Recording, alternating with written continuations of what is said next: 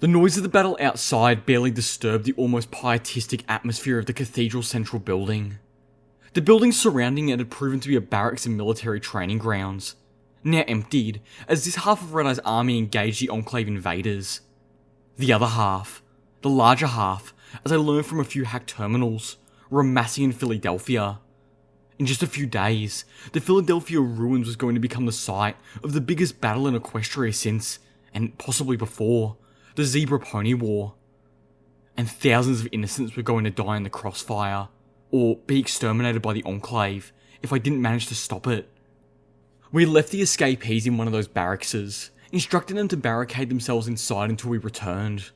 I couldn't help but think we had taken them from the proverbial frying pan and into the equally proverbial fire, but there simply wasn't any place in Everfree that was truly safe, except maybe Zecora's hut, and I was sorely tempted to have Calamity fly them there while I pressed ahead, but my gut told me we didn't have time for anything else.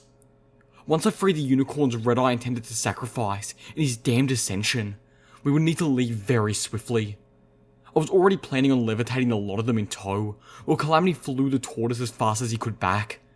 With any luck, it would be the speediest flying tortoise in history. The trio of us snuck through the cathedral.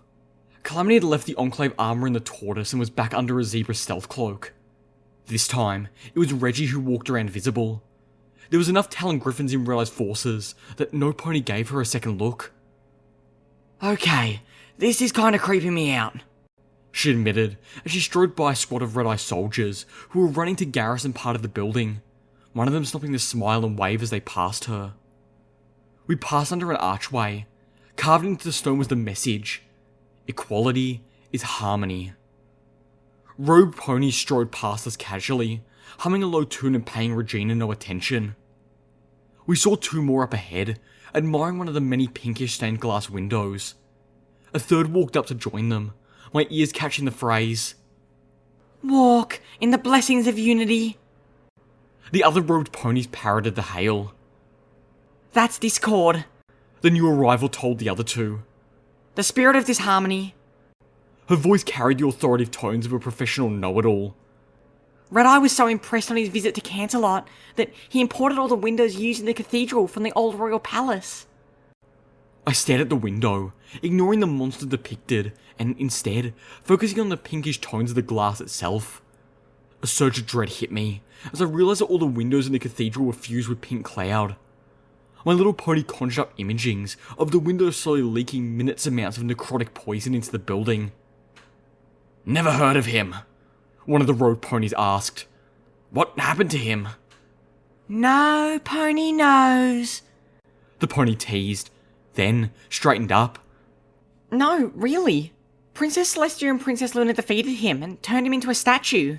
He was still in Cancelot when the apocalypse happened. Some say the attack on Cancelot woke him up, only for the pink cloud to prove as lethal to spirits as it was to the princesses. Some say he's been a statue all this time, in which case he was probably destroyed when the enemy obliterated the Cancelot ruins. And some say," the third blurted out, "that Discord was released by the war. But he was so weakened that he's now an itty-bitty spirit, running around the equestrian wasteland, putting ammo and bottle caps into random containers." She grinned, then paused, tapping her muzzle. "Or was that the ghost of Pinkie Pie?" The other two ponies stared at her blankly for a moment, then burst into giggles. "Icicle, you're so random." Up ahead was another huge archway with wide open stained glass doors. Another bon mot from Red Eye engraved into the stonework, inlaid with bronze. "Remember, you are not here because you were better than those who are not, but because you were better than who you were." Beyond was the main theatre of the cathedral. A voluminous room of pillars, high arches, and towering windows of dazzling stained glass. The room was filled with robed ponies sitting in pews, their attendants on a mare standing on a pulpit. "Do not be alarmed, my fellow disciples of the new unity," she was saying. "Let not your heart feel dismay as we hear the roars and trembles of the violence that surrounds us like a storm.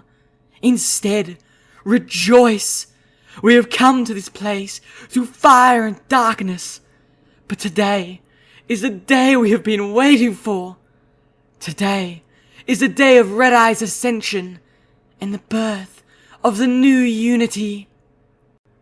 I felt like I'd been hit by lightning. Today? Red Eye was going to try to become a god today? Now? In the middle of all this?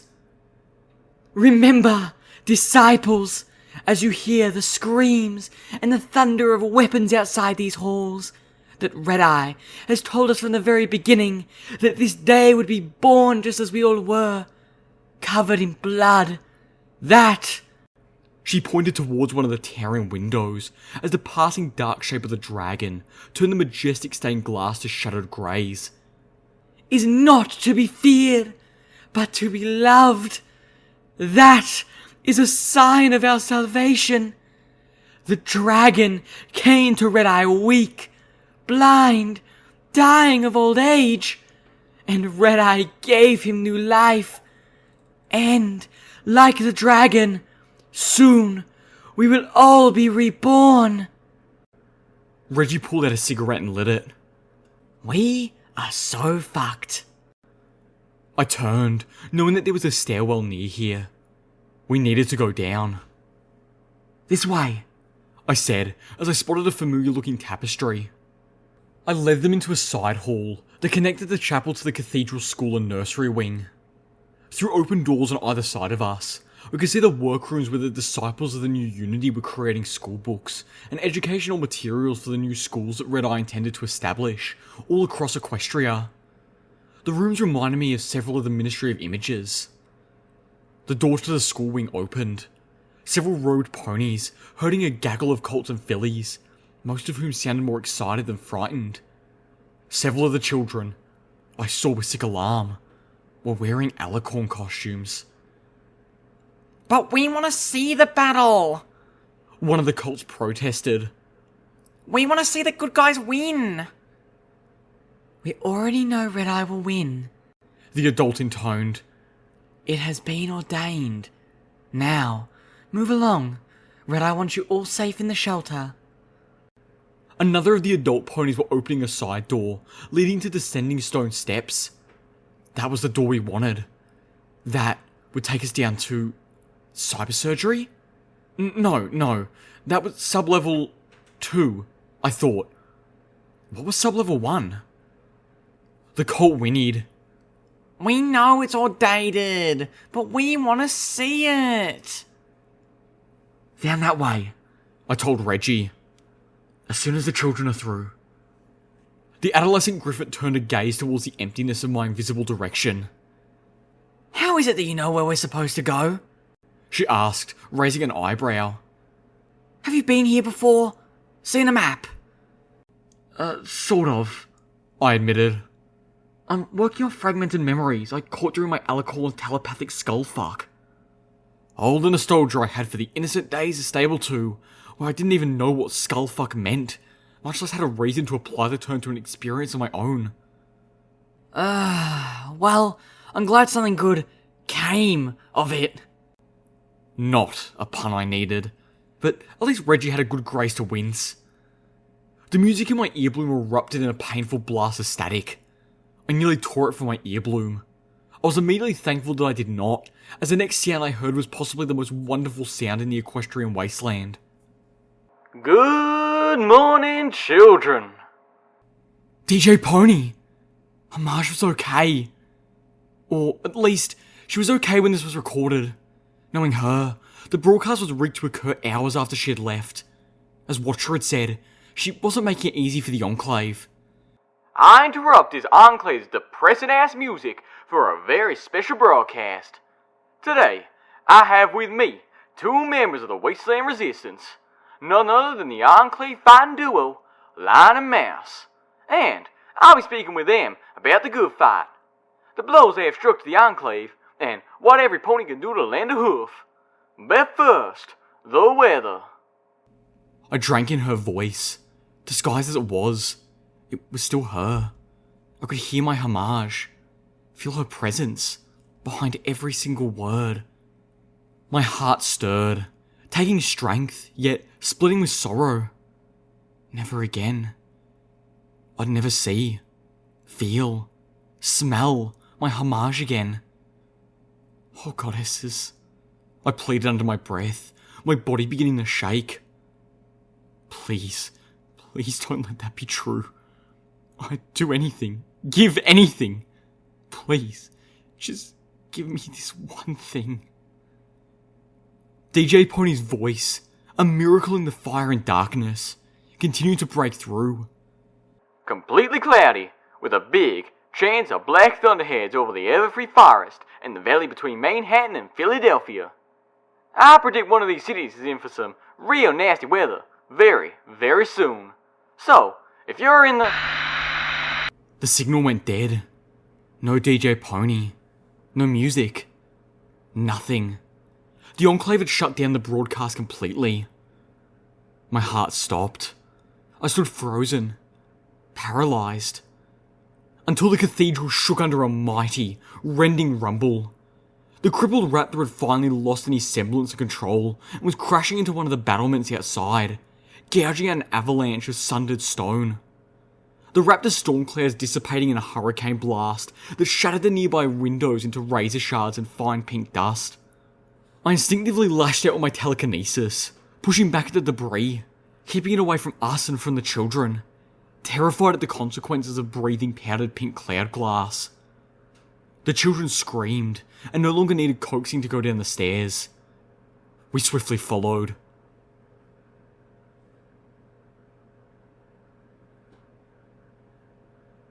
The first sub-level beneath the chapel was dedicated to bypass spells and weaponry. The archway we had just passed beneath read, "Productivity is the right of every pony." Here, Red Eye's disciples had enchanted almost 1,000 firearms for his army. Like the barracks, these rooms were empty now, save for the occasional guard or passerby, none of whom gave Reggie more than a second look. Just because a pony is born with wings or a horn doesn't make them inferior. Red Eye's voice played in my earbloom, part of an audio log stamped with the logo of Stable 101. I'd spotted it amongst a stack of books on a shelf just inside the archway. The audio log was apparently part of a recorded discussion between Red Eye and the Overmare of Stable 101, a remnant of his past, that someone from the stable had deemed to save. The debate was taking place over dinner at what sounded like a crowded table. The munching of food and clinking of plates and glasses created a constant background din, and occasionally the voices of others at the table murmured into my ear, making it hard to pick out what Red Eye or the Overmare was saying. The first Griffin Chaser was designed and built by an Earth Pony in a matter of minutes. The Overmare countered silkily. The entire town of Appaloosa was created by Earth Ponies in less than a year. Do you honestly think unicorns or Pegasi could have taken us from muskets to machine guns in just a few decades? As we walked, I looked around, trying to shake loose memories of where to go next. Unfortunately, few of any alicorns had been in this level during their assault on my mind. Unicorns and Pegasi have their own special talents, which they bring to the table. This younger sounding Red Eye countered. For example, without unicorns, we wouldn't have healing potions. Without Pegasi, Equestria would have been ravaged by wild weather. Each race of pony kind adds to the whole, no one greater or more important than the others. It's a vital gestalt, requiring all three. It is wrong for Earth ponies to set themselves above the others. Above us, the cathedral was rocked by a succession of heavy explosions. The stone ceiling tiles cracked, dust raining down. Reggie looked up, guessing, "One of the bomb wagons. Much more of that and they might punch through." "Magic!" The Overmare chuckled. "Let me tell you about pony magic. As it so happens, there was a particularly magical Earth Pony in my ancestry.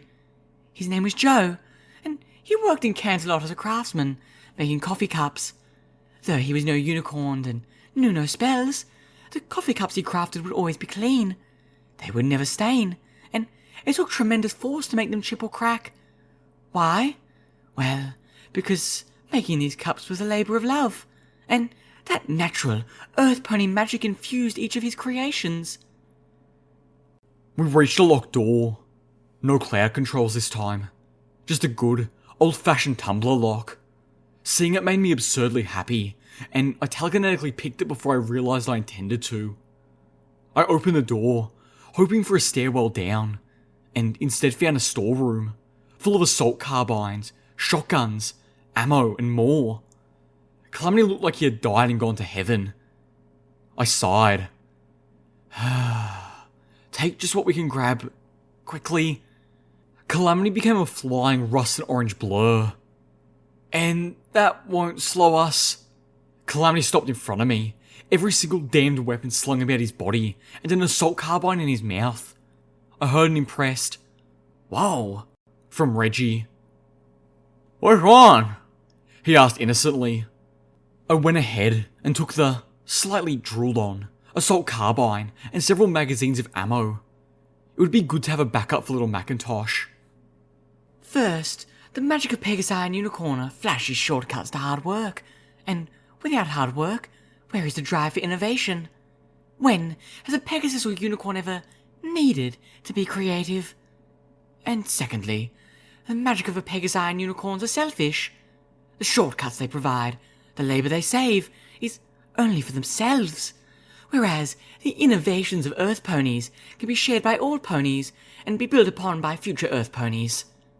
And finally, the magic of Pegasi and Unicorn ponies is demanding. I'd even say crippling. Where Earth ponies can throw themselves directly into their work, the Pegasi of the past needed flight camps, and the Unicorns needed magical schooling just to be able to use the magic they had been born with. Time that could be spent learning other skills were spent instead mastering their magic. Not so with the Earth ponies. Our magic is inherent and innately applied to the work we do. While the Unicorn's magic is spellcasting, and the Pegasi's magic is impossible flight and prancing on clouds, our magic is to be superior at what we do. Earth ponies are inherently superior because that is our gift. "Hey!" Reggie called out, standing at another door. "I think I found the way down." "Sure, Kurtz," Red-Eye offered smoothly. Sometimes useful. Critical, even. Sure, the Earth Pony way builds things at last, but it is a slow process, and sometimes you need a quick fix. Take, for example, poison. An Earth Pony may be able to test your blood, identify the poison, and brew up an antidote, but all of that takes hours, which you just simply do not have. Isn't it better to have a unicorn on hoof who can cast a spell of purging any poison away? Red-Eye, The Overmare sighed dourly. I am not impressed with this newfound insight you claim from your scouting missions. I speak in sweeping truths, and you argue isolated examples. Exceptions that are not sufficient to disprove the rule. The Overmare fell silent. There was a pregnant pause before the voice of the young Red-Eye asked carefully, "Overmare, you were saying?" Then, even more casually, he added, "Is something wrong?" Why haven't... "Yes?" he prompted. "I'm afraid I just simply don't follow." The sounds around the dinner table died away. I imagined every pony was staring at Red-Eye and the Overmare. I suspected the latter had suddenly gone alarmingly pale. Very softly, the Overmare muttered, I just noticed that you haven't so much tasted your drink.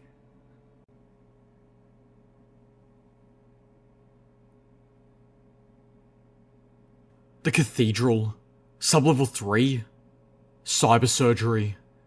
A plaque on the wall read, "Until all of us can be free, none of us should be free."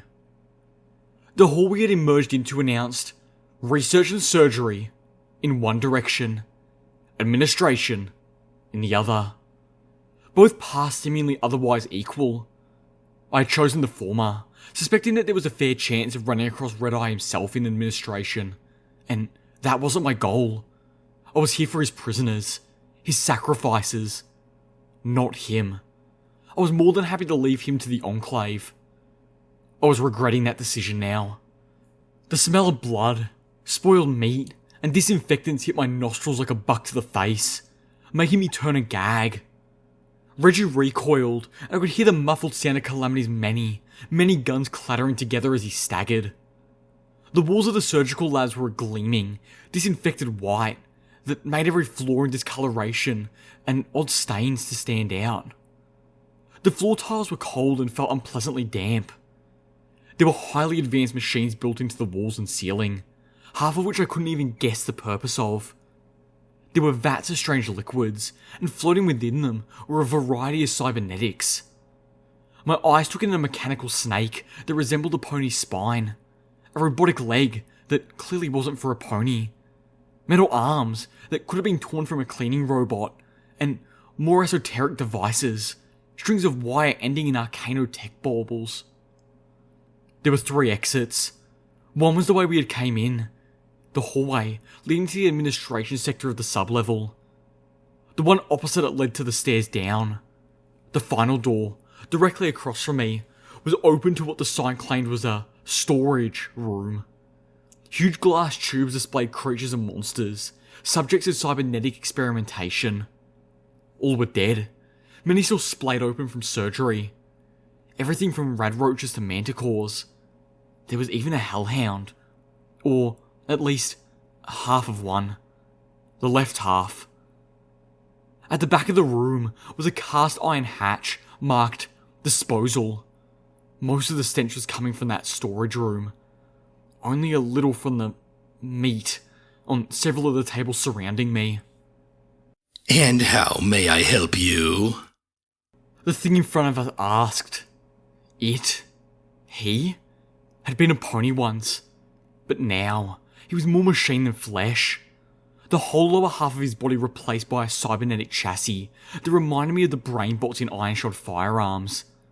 Mechanical arms, like those from the hovering spider bots, each ending in a different tool or manipulator, flexed and moved about him, carrying out unspoken tasks of medicine and science. It only saw Regina, but my heart began beating like a frightened rabbit's every time it looked my way. Reggie flinched away as one of those arms moved towards her, probing. Nothing. I'm fine. Fine. Yes, I suppose. The creature said. But you could be better. Better? Regina questioned skeptically. Like you. Indeed. You should have seen me before the grenade. The creature chuckled. I know the looks take a bit to get used to, but old Doc Slaughter has never been better. Several of the arms paused in their task to wave. And you can't imagine just how useful these are. Well, maybe you could, being a griffin. His chassis turned, extending one arm in particular, one arm that ended in mechanical talons. Reggie took an involuntary step back, looking repulsed. Dr. Slaughter. I knew that name. Oh, and tag her to see Dr. Slaughter. She's got one of them leg terminals that are a bitch to get off. He was in Philadelphia. I narrowly avoided losing my pit buck to him. You created the Cyber Dragon, didn't you? Reggie surprised me by asking. Oh, yes. Possibly my best work. Doc Slaughter said proudly, his chassis spinning back as the arms scurried about their tasks. A most unique opportunity. Poor thing's body was failing right out from under it. He was blind when Red Eye brought me to him, and he could barely fly, failing ticker.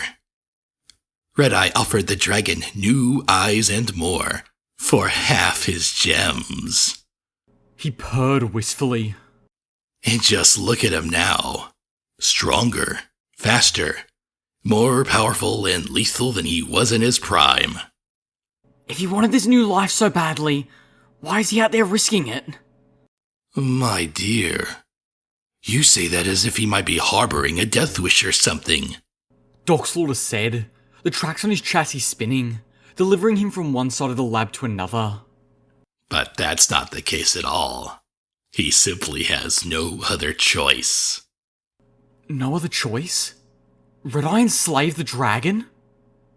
We heard explosions and the sounds of rapid-fire magical energy weapons. They sounded like they were coming from the floor above us. Red-Eye wasn't going to have a creature that powerful and dangerous in the Everfree Forest without having it on a leash, you know.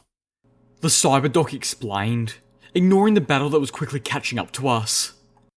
So, when we replaced the dragon's heart with a newer, a better one, Red-Eye had me install a matrix disruption grenade in there with it.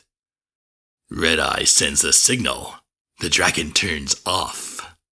The griffin arm clanked its talons together. Just like that. That's horrible. Reggie gasped.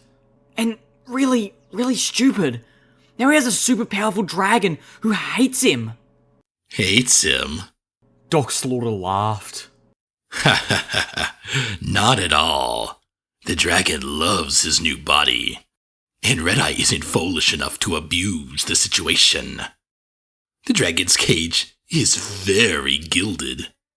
Another explosion caused the lights to flicker and a few tiles to drop from the ceiling. This time, even the Cyberdoc reacted. Now, if you'll excuse me, I have to seal up this lab. I'm expecting a new patient, and we can't be disturbed. Suddenly, dangerously familiar classical music began to pour through the intercoms. It was followed a moment later by Red-Eye's voice. The voice of the older, wasteland-hardened stallion I knew all too well. Now that our esteemed guests have arrived, I thought I'd help make you feel at home. This is one of your favorites. Right, Autumn? His tone was pleasant, as if the whole battle and all the pain and blood that came with it was nothing more than rapping at the door. I admire your taste, Autumn. May I call you Autumn?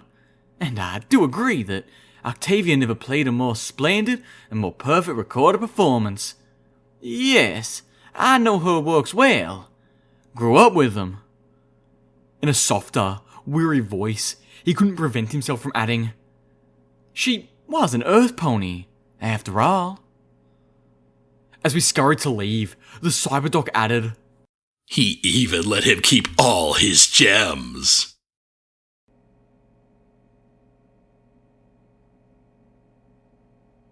The cathedral, sub-level 4. We were almost there. Almost where I was sure we needed to be. The markings on the doors labelled this level as a Metapony testing. The inscription over the main door read, We ascend together, or we fail together. The walls were a mottled brown stone that seemed to be secreting a thick layer of slime. Reggie grimaced in disgust. This place just gets worse and worse. What do you think that means? Metapony testing? Calamity asked, his voice suggesting he knew the answer, and really hoped he was wrong. I think it means exactly what you think it means, I answered gloomily. There was only one way to go this time, and that was through a sealed vault door up ahead. An access terminal was mounted on the wall nearby. Once again, no clouds, just a regular, hackable goodness. The way you talked, I didn't think your stealth missions tended to go this smoothly. Regina commented, pulling out her guns and checking the loads. I ain't complaining. Just, I'm afraid if I don't get to shoot something soon, I'm gonna forget how. Unity. The password was Unity. I felt cheated. He wasn't even trying. Entering the password gave me access to the terminal's contents. The first option was to unlock the vault door and open it. But beneath that, I was surprised to see a number of scientific journal entries. Curiosity pushed me to glance at the first. The contents drove me to read the others. Entry 5. What a fucking waste of my valuable time. Now, I have to scrap the whole mother cunt fucking IMP experiments. Red fucking Eye wants to take the research in a new direction. One failure too many. Like you can make a fucking omelette without a few generations of bad chickens. I told the imminent godness that the guidance factor may be more than just genetic. But what the fuck do I know? I'm just a motherfucking scientist. He's a glorified fucking scout. How can I argue against that? Now, he's got me looking at some damn piece of shit rock. Like, I don't even have better things to do. Do I look like a fucking geologist?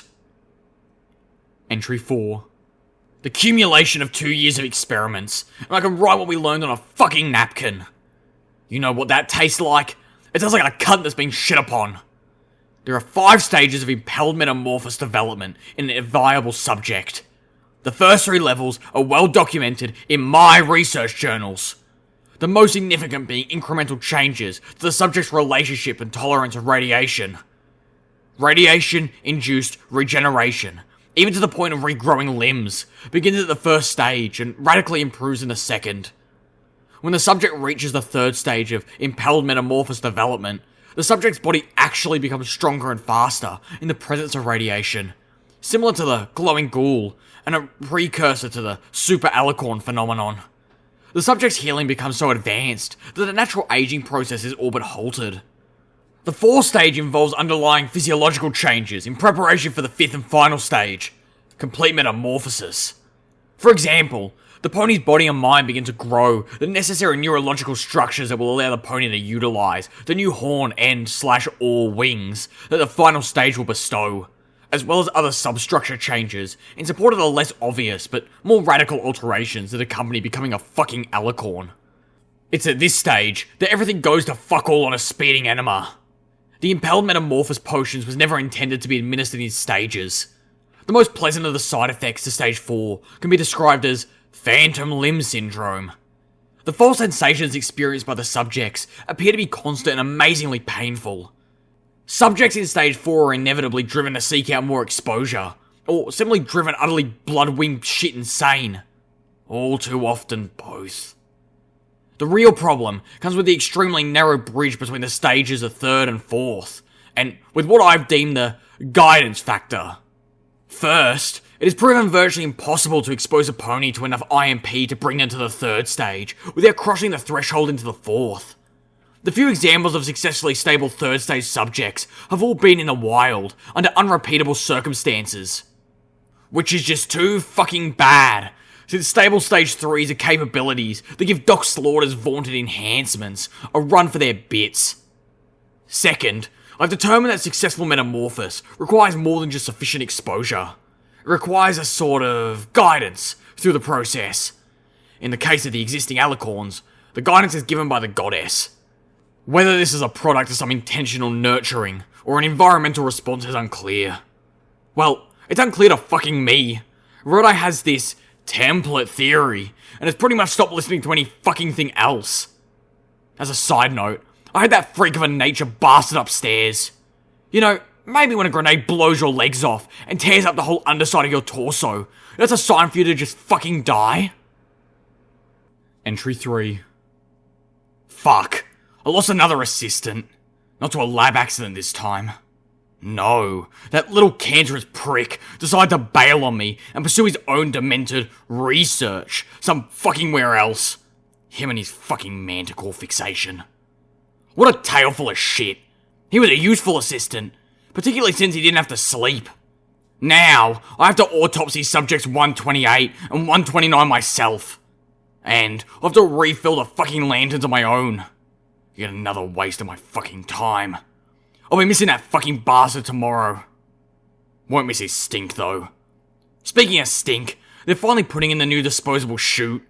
Slaughter's getting his part put in tomorrow. It's going to take them a fucking week to get around to put it in mine. I swear that fucker Red-Eye gives preferential treatment to cybernetics. And then, he comes down here, clamouring for results. Says he's getting sick of sending me ponies, only to have them tossed out with the waste.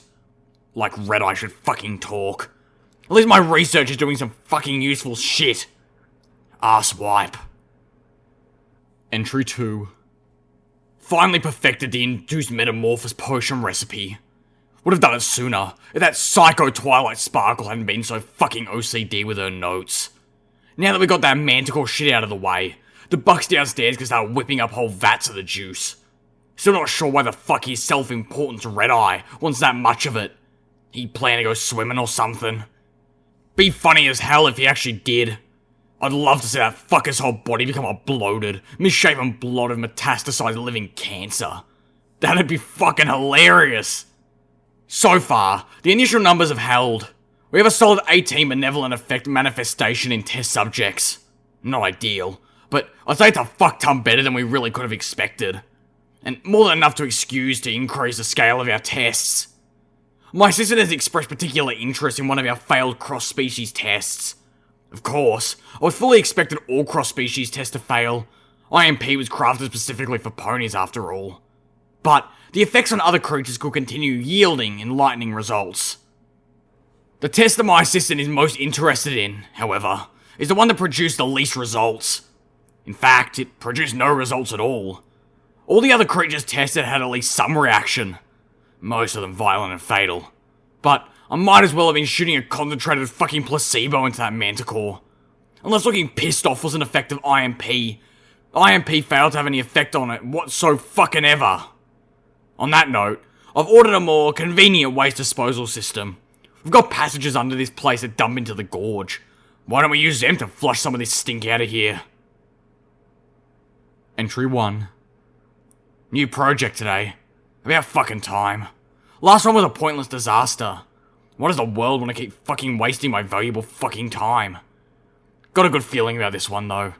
That pompous prick Red-Eye got a hold of some pre-war fancy mains recipe for the crap that Taint is made out of. The shit that the goddess uses to fucking create alicorns. So far, 4 out of the 5 test subjects have responded with the most grotesque, body-warping deaths. But that last one in 5? Very promising. Very promising indeed. The entries are all stamped from the personal files of Dr. Glue, head of Metapony Research. I step back from the terminal, feeling cold and hard. Subject 129. I whispered hoarsely. This pony had murdered over 100 ponies in his experiments for Red-Eye. Probably double that. And other creatures too. Tortured them to death. With taint. I felt a ruddy darkness seep across my vision. A drive to violence mounting in every beat of my heart. The likes of which I had never felt since Abu. My nerves were on fire. I kicked on my ice forward sparkle, barely taking note of the new signal I had discovered. Or the fact that it hopefully announced I had found Stable 101, and ordered the terminal to open a door. I was really hoping Dr. Glue was behind it, because I was going to kill him. A lot. The door opened into a chamber of horrors. A catacomb for the horrifically malformed and mutilated byproducts of Dr. Glue's experiments, lit sporadically by mounted lanterns, many of which were dark and cold. Ponies with massive tumours enveloping their heads. Ponies whose internal organs had been pushed out through their coats by the cancerous masses evolving inside of them. Ponies who had dissolved into bubbling, leathery slugs that looked like a hospital's horror's miscarriage, discernible only as ponies by the warped remains of their cutie marks. And even worse, the strains of classical music were being piped down here as well, a twisted counterpoint to the vileness. The music was defiled by being played in here. I didn't think I'd ever be able to enjoy Octavia's artistry ever again. Regina Grimfeathers was vomiting in a corner. I wanted to clamp my eye shot against the horror, but I was afraid I would still see them. So, I covered my face with my pip leg instead, staring at the screen. My ice forward sparkle was picking up a flood of red lights ahead. Oh my soul. Calamity whimpered. He had tossed back his hood and was staring in dismay at a body whose bones had undergone a rapid and twisting growth, bursting through muscles and flesh that had turned black and slimy. I think this used to be a griffin. Reggie's head shot up. She approached the body, spitting the last of the vomit from her mouth, her breast heaving heavily. What? How? And with mounting rage that echoed my own. Why? She swung around to Calamity. How could any pony do that? What was the point? I couldn't say. Calamity began, taken aback. Then his voice grew sharp. But as my girl Velvet would say, any pony who would do that ain't a pony. Voices echoed from within the catacombs ahead, and one of them was recognizable. Fan out, Colonel Autumnleaf offered. The coward ran away, and if you find him, do not kill him. Just wound him, excessively. But that bastard's mine. Eyes wide with recognition, Calamity vanished under the hood of the zebra cloak.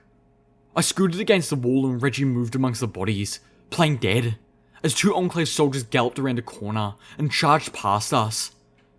Reggie stepped out behind them as they passed, leveling her guns, but then lowered them, letting the 2 soldiers disappear. Stealth mission, She groused. I bet bits to bottle caps I'm gonna regret that later.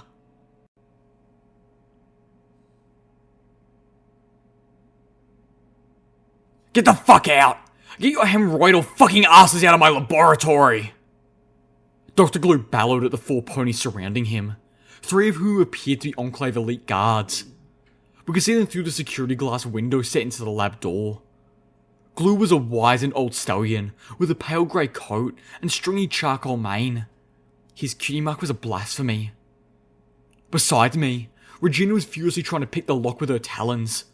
I could have opened it easily myself, but I knew the moment I did so, she'd go charging into that room, twin guns blazing, and we wouldn't win that fight without casualties. Behind me were the catacombs. To my left was a stone archway and stairs leading down to a vault door, flanked by mounted terminals. I couldn't picture the room beyond, but the fragmented alicorn memories told me that Red Eye's prisoners were down there. Angrily, the little pony in my head pointed out that we were almost there, and we were getting distracted. But not without good reason. No, I think we will keep you company while my mares hunt down your master. The reply came from a pony in magnificent jade carapace armor, exquisitely crafted and embellished with ebony filigree and a scarab motif of leaves in iridescent bronze and copper. I didn't need to see any part of the pony to know who it was. The voice was unmistakable. Colonel Autumnleaf sneered casually as he strode around Glue's lab of horrors. Just in case he doubles back. I was watching 2 mass murderers. The scope and heinousness of the evil in that room was breath-stealing. Truth be told, I wanted to charge in their guns blazing too. Or worse. There was enough blood in that room to fashion a guillotine for each of them. My little pony was horrified that such a plan crossed my mind, more so by just how appalling it was. What? Dr. Glue exploded, yanking my focus back to the window. What the fuck did you just say? You heard me. Red Eye is not my master! He exploded again, shaking with rage. And he's not coming back! He added. So, you can take your fucking goon squad, shove them up your sphincter, and prance the fuck out of my lab! I've got important fucking research to do, and you're wasting my time! So you say. Autumnleaf dismissed. He moved past chemistry labs, skirting a wall of cages filled with dead animals, and stopped at a machine I could not identify. Regina growled and took a swipe at the door. Fuck this, she muttered, drawing one of Cage's hellhound claw blades. Why am I picking the lock when I could just cut right damn through it? I felt Calamity press against me, the bonafide hellhound's energy rifle held in his muzzle. I floated out little Macintosh, then paused. Wait, I have an idea. Regina stopped, her expression still seething, but her voice calm and smooth as polished steel. Okay, little Pip, your way. Get away from that! Dr. Glue barked inside the room. That's a very delicate analyzer! Autumnleaf pulled the front panel open just a little too hard. I heard something snap. Dr. Glue roared and threw himself at the Colonel, only to be forcibly blocked and pushed to the floor by the guards.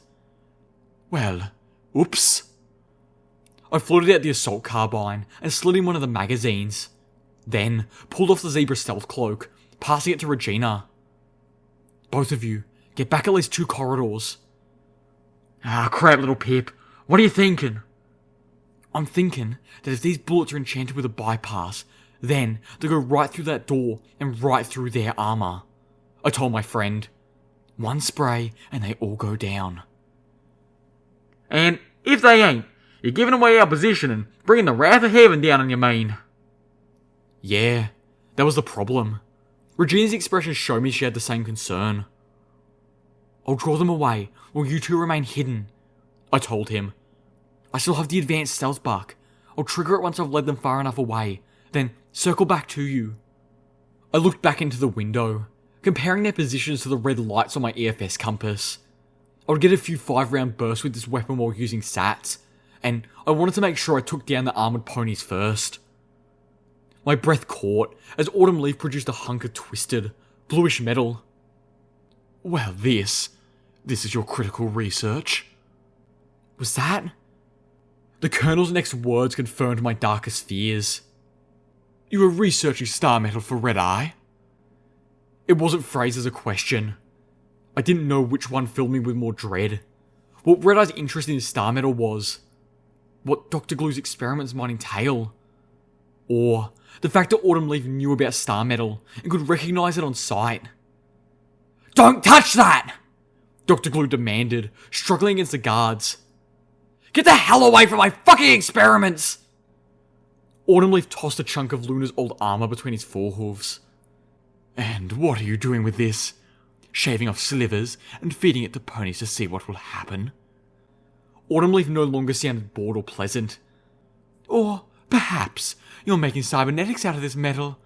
Is this what Red Eye has inside of him? Regina moved up beside me, the cloak draped over her shoulders, but the hood down so she could look me in the eyes. No, little Pip, she whispered, holding out her talons for the assault carbine. Let me do this. For Cage. Inside the room, Dr. Glue was spitting. Are you fucking stupid? Is that how the on-fuck promotes? Based on the number of your brain cells that have been replaced by diarrhea? Who the fuck is going to put bizarre-ass metal with unknown properties from motherfucking space in their fucking bodies? I still can't believe any pony was willing to make armor out of it. Taking a breath, he seethed. And cyber surgery is a floor up, you fetid asshole. Seriously, how long has it been since you were euthanized? I looked at Regina. She looked so much like her brother. I could see him in her. And that brought visions of him crumpling, dead from the weapon of an Enclave soldier. Killed on a mission that I had led. What she was asking was for me to put her in equally grave danger. Yet, did I have the right to say no?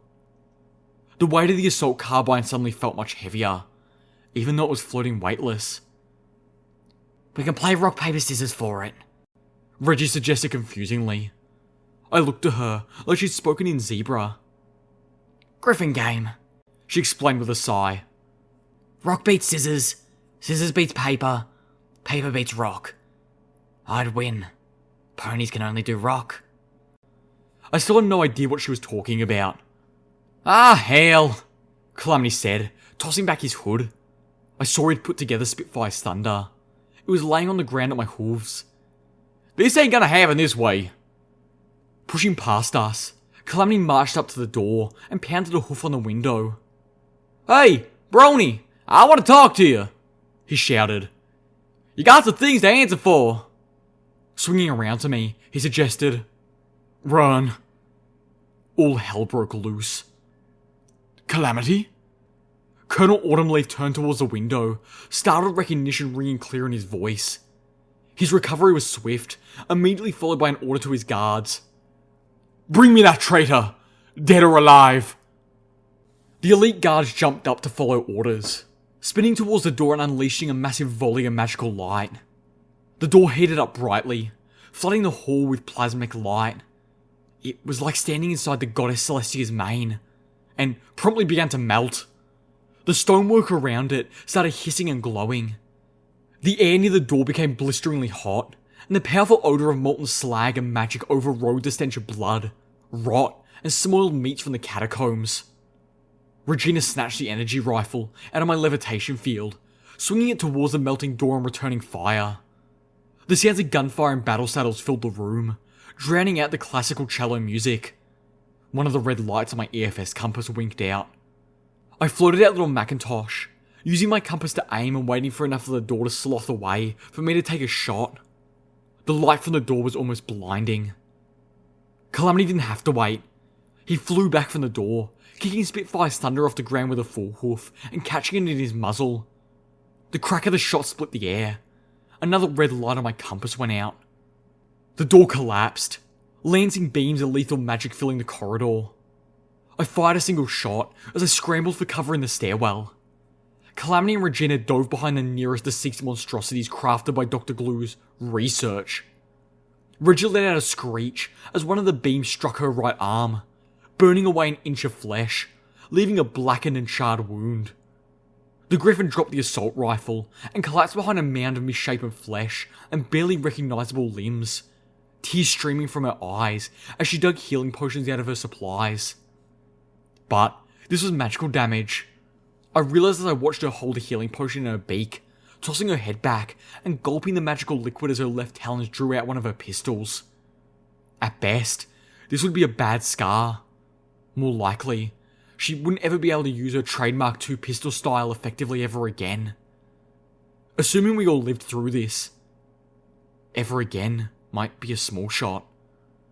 I spun back towards the entrance. 2 of the 3 elite gunners had dropped. Calamity shifted Spitfire's thunder, pointing it directly at his older brother. Dr. Glue, no longer being held, jumped and galloped past Calamity's older brother, snatching the star metal shard in his teeth as he fled. The Colonel stood his ground, staring through the door at Calamity. A hatch on the back of his jade magically powered armor popped open, and a small turret emerged, taking aim at Dr. Glue. The weapon built into the turret was a bizarre, yet familiar, made of gleamingly blue metal and glowing power cores. Colonel Autumnlee's Star Blaster fired at Dr. Glue. Unlike Hamaja's weapon, the beam of energy was a cruel orange, and Dr. Glue was incinerated in a puff of fire. The Colonel hadn't even needed to aim. Xanath was right. The weapons wanted to kill.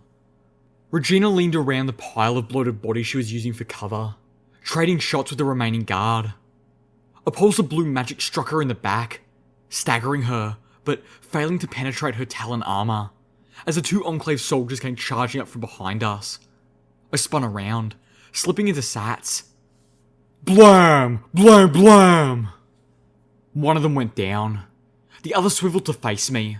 The rainbow barrage from her multi-gem cannon forced me to change cover. One of the shots passing close enough to blister the flesh on the back of my neck.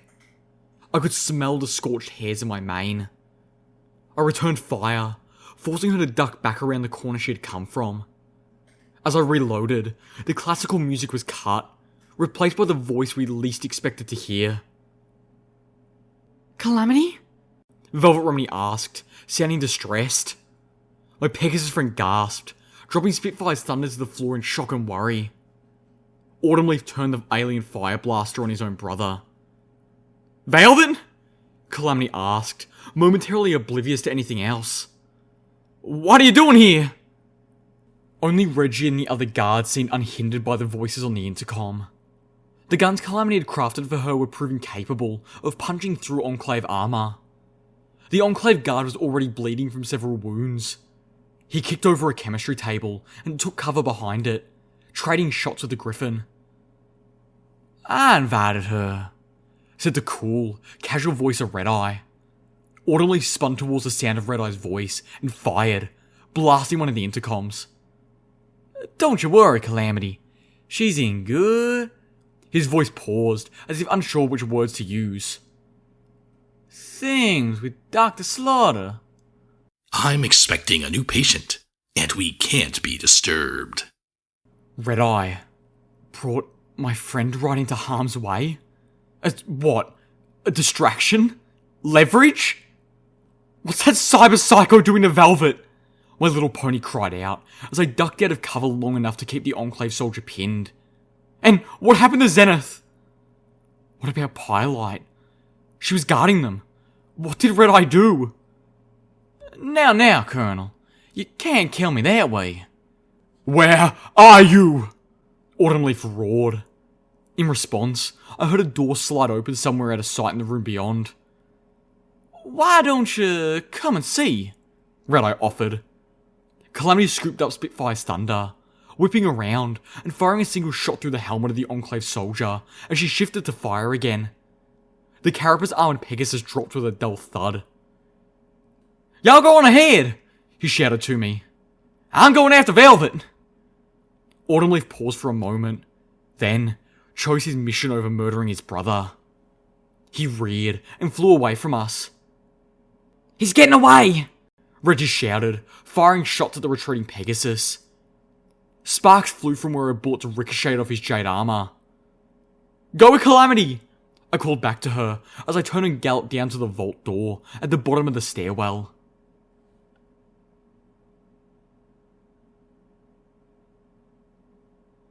Metal catwalks over the glowing vats of IMP. The room at the nadir of Red Eye's Cathedral was a nearly perfect replica of the goddess's chamber in Maripony. There was even a catwalk stretching out between the vats, ending in a pedestal with a cup. The room shimmered with rippling light, emanating from the glowing liquid filling each of the open-topped vats. This was Red Eye's ascension chamber. The door at the bottom of the stairwell had opened to a pony-sized platform, like a diving board, providing me with this dizzying view of the room below. After all the tight corridors, the abrupt spaciousness of this room had managed to kick up a lingering wisp of dread. Oh, agoraphobia, my old friend. I was suffering from vertigo, mixed with deja vu. If this place hadn't been recently constructed, if the metal wasn't shiny and new, and the floor lacking the detritus-clogged lake I remembered so well, I might have started worrying there could be a balefire bomb beneath us. The giant cage dangling over one of the vats like a piñata, filled with unicorns. That was different too. It had taken me 2 minutes to hack the terminal, and that was a minute and a half more than I would have actually needed if I hadn't been in denial. Really, can it ever be a good thing when your name is the password on some pony else's terminal? There had been one last journal entry.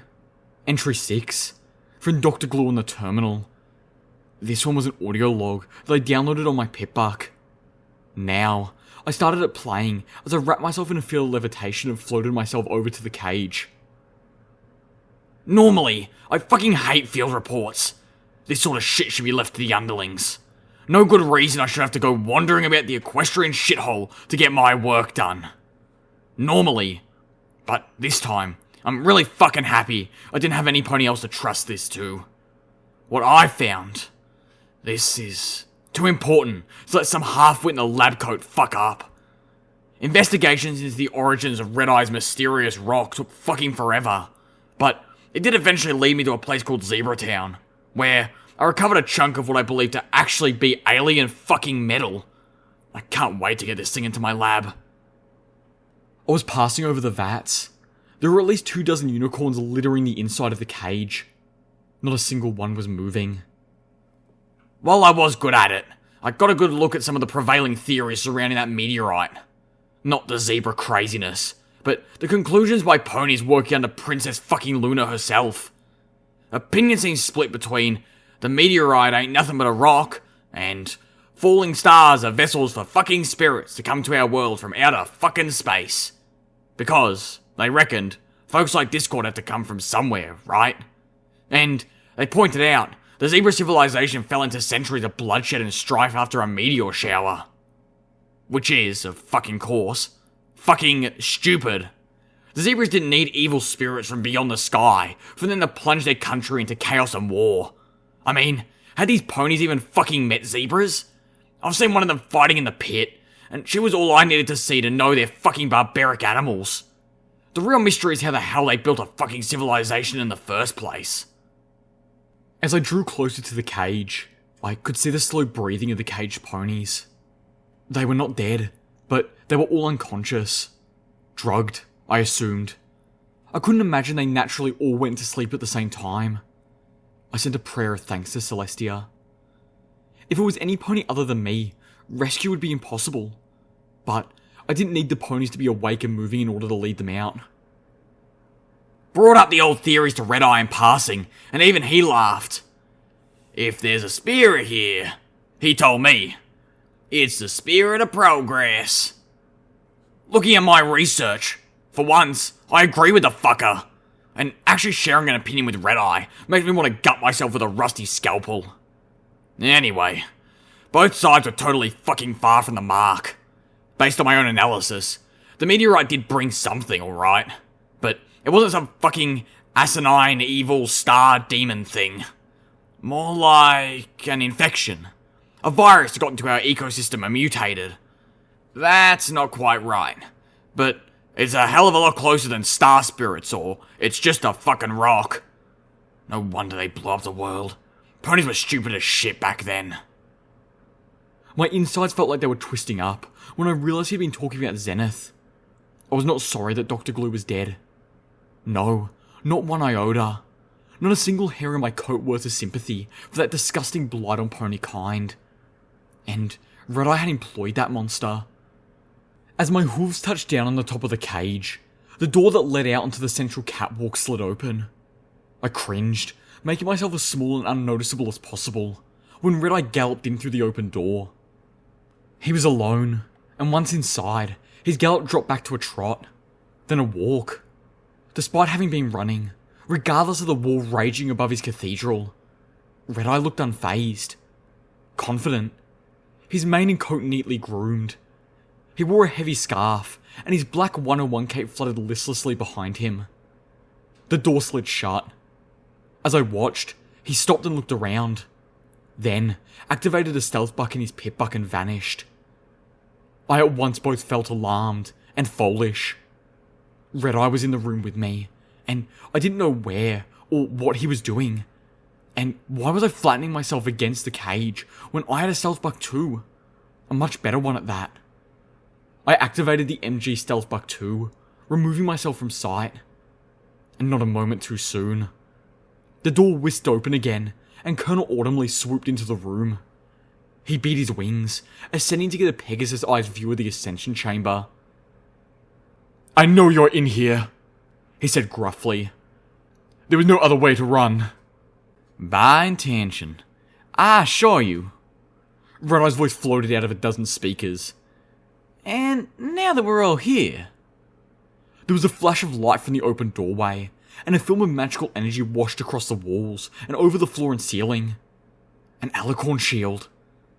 Colonel Autumnleaf spun about to see the dark green alicorn sitting statuesque just outside of the doorway. Another alicorn, a purple one, had just teleported the two of them in, and was wrapping both of them in a shield of her own. Looking up, I saw an identical two just outside the door I had entered through. "Well, you clearly have me where you want me," Autumnleaf admitted, flying down to land on the catwalk. "So, why not tell me what all this is about? What is the big plan?" There was a moment of drawn-out silence. I began to search for the lock on the cage. I finally spotted it.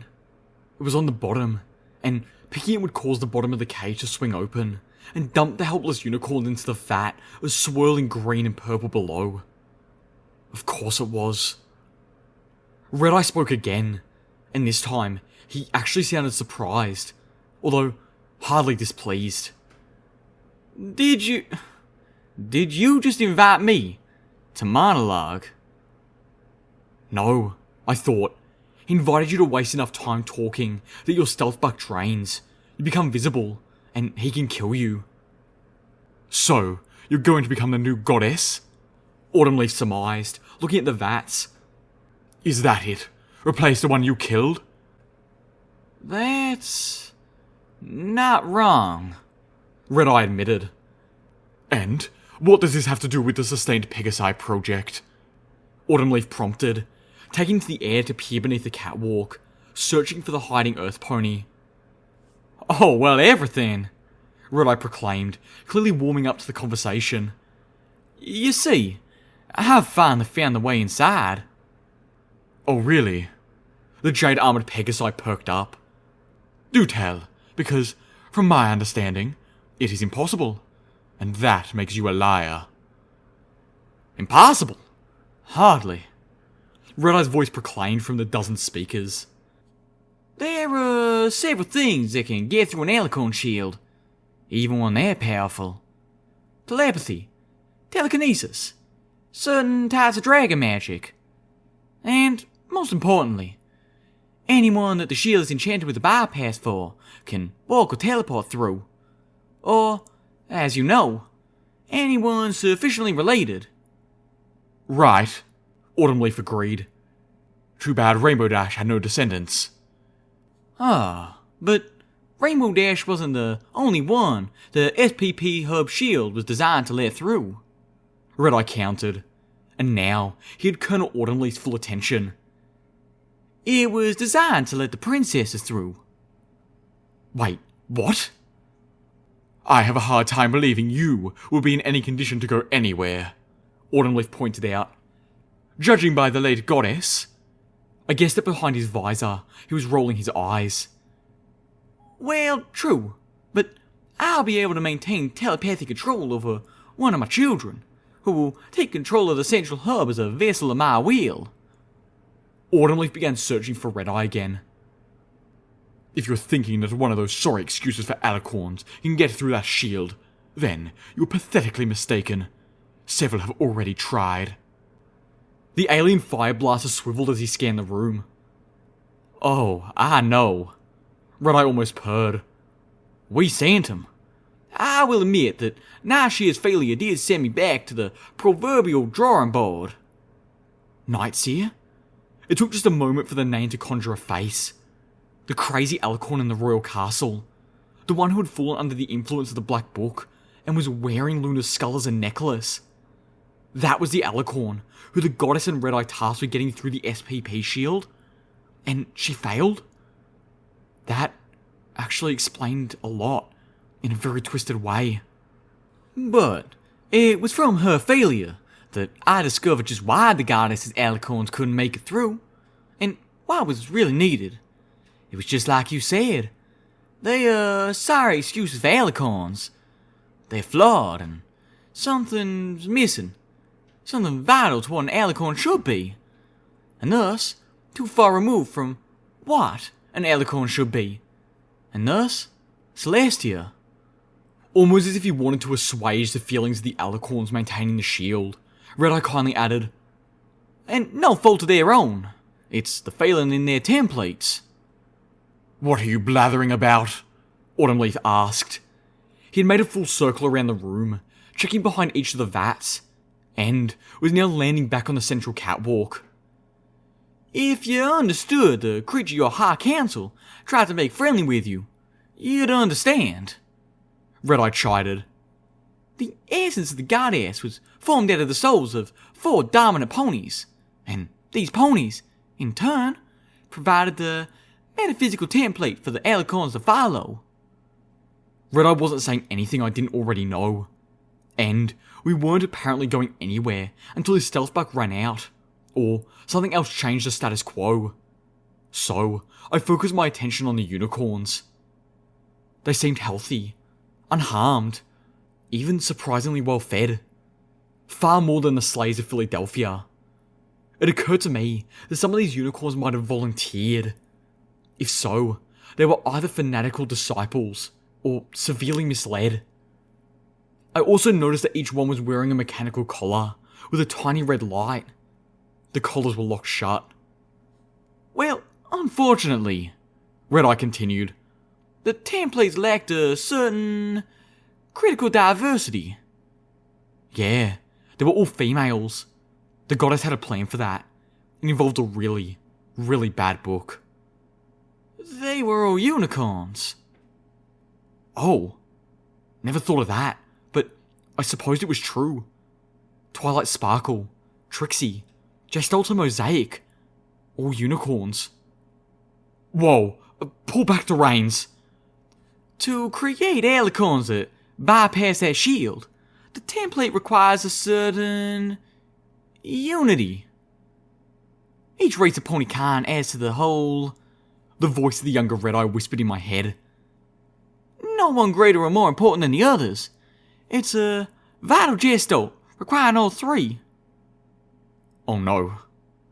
A new deity needs to be created with templates from all 3 races, Red-Eye revealed. Which meant I needed to find a Pegasus and a unicorn who were strong enough in mind and soul to become dominant aspects with me in my new godhood. We're all going to get to know each other very, very well, you and me. Oh fuck no! Colonel Autumnleaf looked appalled. Then he broke into uncontrollable snickers. What? Colonel Autumnleaf laughed. You're expecting me to take a swim with you? He cantered to the edge of the platform, asking, Or Or are you planning to drop me in, like what happened to Trixie? He flapped his wings, hovering above the catwalk, showing off. Yes, he added, answering the unspoken question. I did my research. As did I, Autumnleaf told him. Poor little Autumnleaf. A middle child, trapped between the perfect son, the loser, and the mistake. So, you took the only path left, the overachiever. You had the drive, the ambition, not to mention the charisma and force of will, to become the leader of a massive military force, one of the highest-ranking officers in your entire country. And yet, it's all born out of desire for approval. Autumnleaf hovered silently, then slowly spoke. You know nothing. Not from her father. Not anymore. You're now the obedient servant of much more powerful ponies than him. But for all your power, you're still just a dog responding to his master's call, hoping to be petted. Red-Eye purred cruelly. And that's what makes you perfect.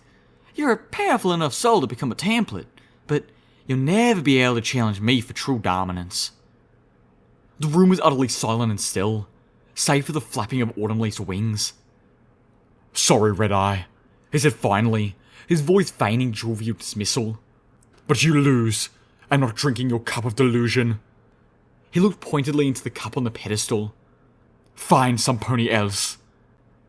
The cup erupted in a crackling blast as Red-Eye set off a matrix disruption grenade he had hidden inside of it. Colonel Autumnleaf's armor went dead, and he dropped onto the platform with a resounding clang, utterly paralyzed. Red-Eye disengaged his stealth buck, appearing on the catwalk less than 2 yards away. He walked up and nudged the incapacitated Enclave leader with a hoof. Well, I'll admit, you did surprise me. Red-Eye offered generously. I needed the Enclave to send some Pegasi within my reach, but your insane level of overreaction caught me surprisingly off guard. Red-Eye lowered his head to Autumnleaf's helmet. I've spent more time scrambling to adjust to your Enclave's massive overkill than I care to admit. What, in the name of whatever you hold holy, did you expect? Autumnleaf growled, trapped within his armor like Steelhorse had been when I first talked to him. What you're planning is nothing short of annihilating an entire country's crops. Your megalomania threatens the Pegasi with massive famine and starvation. You are attempting to become the greatest mass murderer in Equestria's history, just so you can claim a sunny day. Oh goddesses, is that what I was doing too? My own plan was not so far different. Was that the cost? Compared to the cruelty of that, the paltry help I'd given the ponies of the wasteland paled in insignificance.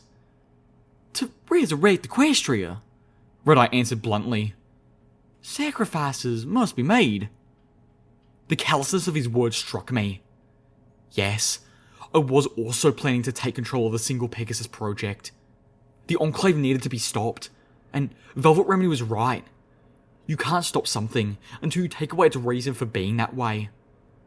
Furthermore, the ponies of the wasteland deserve to see Celestia's sun again, to know that warmth and hope that only a sunny day could bring. But I wasn't the sort of cold, uncompassionate creature I saw in both of the ponies below me. I knew something that neither Red-Eye nor Autumnleaf knew. A game-changing factor that made it possible for my plan to succeed without doing unspeakable harm. I knew about the Gardens of Equestria. Although, in the end, the Enclave's actions, that is to say, your actions, have served my intentions nicely.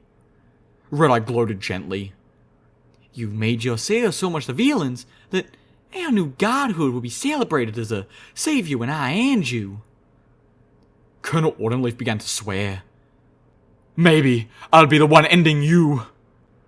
Interesting fact, Red-Eye said over Autumnleaf's threatening string of curses. 4 ponies became the templates for the goddesses, but they didn't form the goddess equally.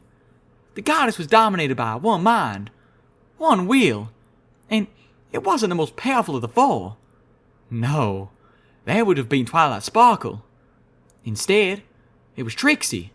And not just Trixie, but Trixie the show pony. The most charismatic of the four. I'll be sharing godhood with a martyr who wants to save every pony and a gutless tool. He smirked. I'm feeling pretty confident in my chances. Red-Eye turned his gaze up towards the cage. You can come out now. What? My little pony stammered. But, oh, forget it. Her head slumped in defeat. I disengaged the stealth buck and stared down at the wasteland's other stable dweller. Red-Eye smiled at me. Not a chance in hell, I told him bluntly. Up to you, he said, surprising me. Wait, you're giving me a chance? Red-Eye walked up to the catwalk railing, placed his hooves on it, and peered into the swirling colours of the vat beneath. Well, of course I am. Why? I had to know. Because I'm going to have a hard enough time struggling against him. He tilted his head towards the collapsed body of Autumnleaf. I don't want to be fighting both of the other templates, and I figured there's a far better chance that you'll spend godhood actually trying to help the wasteland through your benevolent rule, rather than trying to undermine me out of petty revenge, if you actually choose to be there. And finally, Red-Eye paused, seeming to consider what he wanted to say. Because, unlike him, he said, whipping a tail towards Autumnleaf, it doesn't have to be you. I blinked. My name had been his password, and now he was saying it didn't really need to be me? That I really wasn't special after all? I felt as wounded as I felt relieved. There are 25 unicorns in that cage, he pointed out. 25 hoof-pick chances for a good unicorn template. One of them is bound to be sufficient. But you... He snorted bemusedly. You're a sure thing. Imagine my surprise when fate dropped you right in front of me at the 7th hour. A unicorn who not only had all the qualities that guaranteed a strong template, but who would volunteer to become part of the godhood, and whose rulership would actually make Equestria a better, richer place.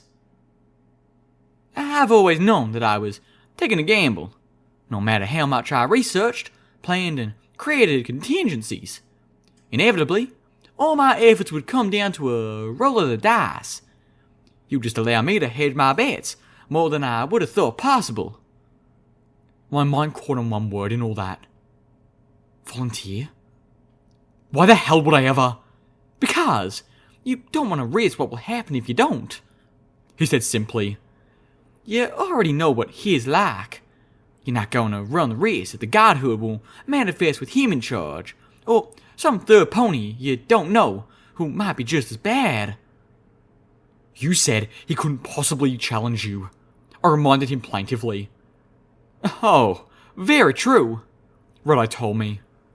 But I'm not the one who'll be ruling Equestria. I told you before, I'm too much of a monster for the world we are creating. I have no place in it. That will be your job, remember? He chuckled. And besides, I'm going to have my plate full, controlling the sun and the moon and the weather. My jaw dropped. Oh dear, Red-Eye laughed. How else did you think I was planning for you to take over my work? My forces and my followers aren't going to be loyal to a new leader just because I tell them to be, but they will be loyal to the new me, and any part of me. I reeled. Really, little Pip, did you ever take the time to seriously think this through? Or did you just assume I was lying? I felt numb, removed, like the world was a distant, faraway place. I was in a cocoon of elseness, staring out at reality through hazy gauze. The paralysis broke when Red-Eye hefted one hind leg over the railing. Stop! I ordered as I floated out little Macintosh, taking aim. You're kidding. Red-Eye looked at me, shock dissolving into contempt. He stared down at the barrel pointed between his eyes. You're kidding, right? No, I told him sternly. I'm taking option 3. The one where I don't have to worry about what the ponies in the godhood are like, because there isn't going to be a new godhood. Take the shot! Autumnleaf growled. We both ignored him. Really, little Pip? Red-Eye asked. Would you, doom the ponies of Equestria to the wasteland, to another 200 years of futile struggle, poverty and hardship, all ending in death, usually at the whim of the wasteland's raiders and monsters? They need us, little Pip. Where would they be without our leadership? What will become of them without our guidance? They don't need us. They don't need a god to save them. They can save themselves. I admire your faith, little Pip. So childlike. But now it's time to grow up. Was it? Was I just being naive? No, I said slowly, not sure where my thoughts and words were going. Maybe, I think, it's time for them to grow up. I thought of the Twilight Society, sitting on a treasure of magic and not using it to help any pony. Of the Steel Rangers, preying on other ponies in their selfish drive to hoard the technologies of the past.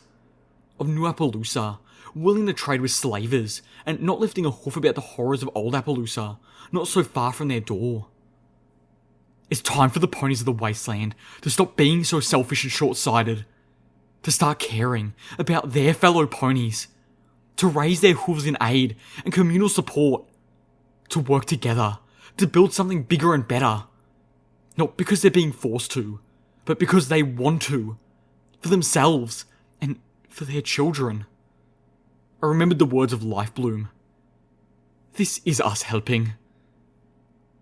It's time for the ponies to tell the wasteland to buck off. I thought of the Applejack's Rangers, and Steelhorse's word in Stable 2.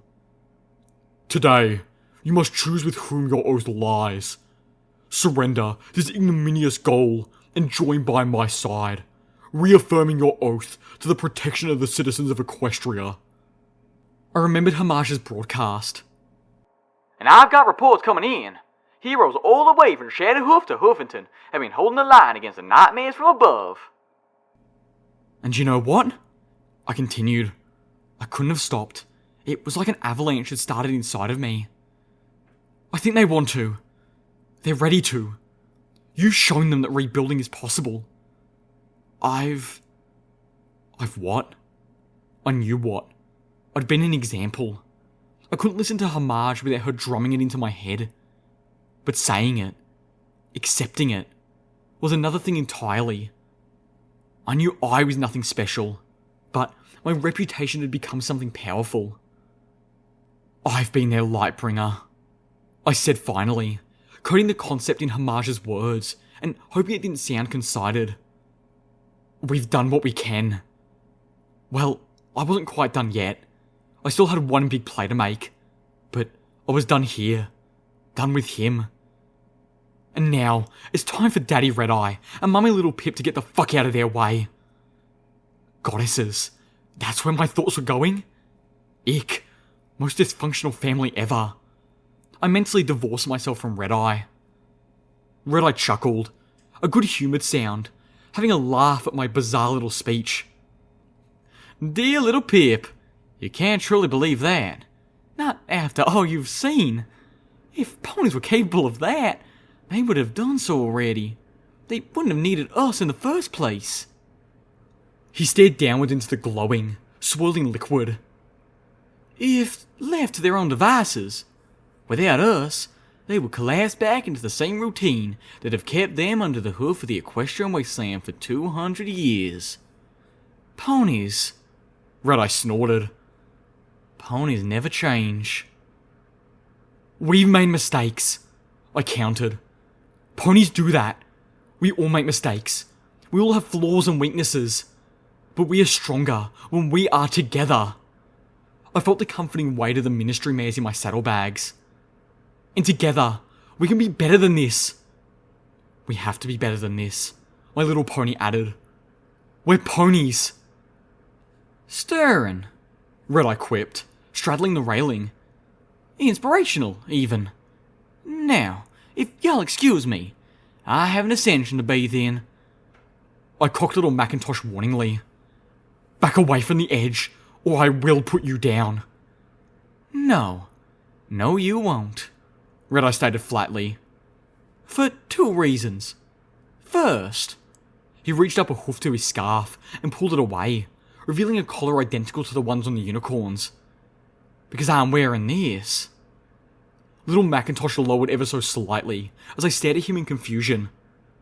They're bomb collars, Red-Eye explained.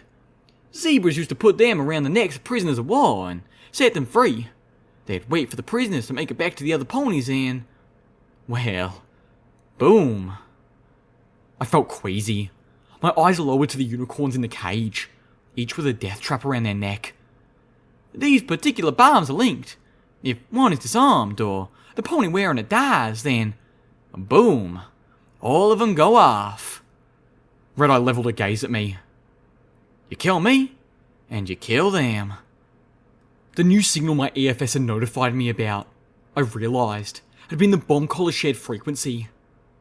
Every time I thought I knew Red-Eye. And if something hadn't gone according to plan, if Autumnleaf had gotten off a lucky shot and killed him before this point, boom.